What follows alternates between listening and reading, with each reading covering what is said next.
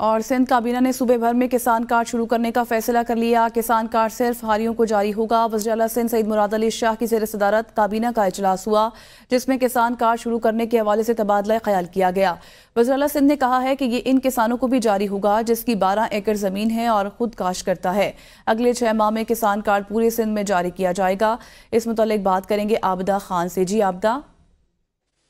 جی بالکل، سندھ کابینہ کا صوبے بھر میں کرنے کا جو ہے فیصلہ کر لیا ہے۔ کسان کارڈ صرف حاریوں کو جاری ہوگا۔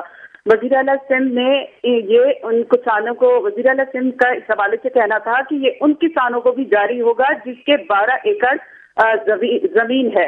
اس کے علاوہ آج کابینہ نے کسان کارڈ شروع کرنے کے حوالے سے تبادلہ خیال بھی کیا، اور وزیر اعلیٰ سندھ کا کہنا تھا کہ چیئرمین بلاول بھٹو زرداری نے ہدایت کی ہے کہ کسان کارڈ شروع کیا جائے، اور اس کے علاوہ اگلے بجٹ میں چیئرمین بلاول بھٹو کی ہدایت پر ہر ضلع کی ترقی کے لیے اقدامات کیے جائیں گے۔ وزیر اعلیٰ سندھ نے چیف سیکریٹری کو کسان کارڈ شروع کرنے کے لیے پالیسی بنانے کی ہدایت دے دی ہے۔ چیف سیکریٹری محکمہ زراعت، محکمہ خوراک، محکمہ آبپاشی اور محکمہ ریونیو کے ساتھ اجلاس کر کے کسان دیں گے۔ صحیح، بہت شکریہ عابدہ خان۔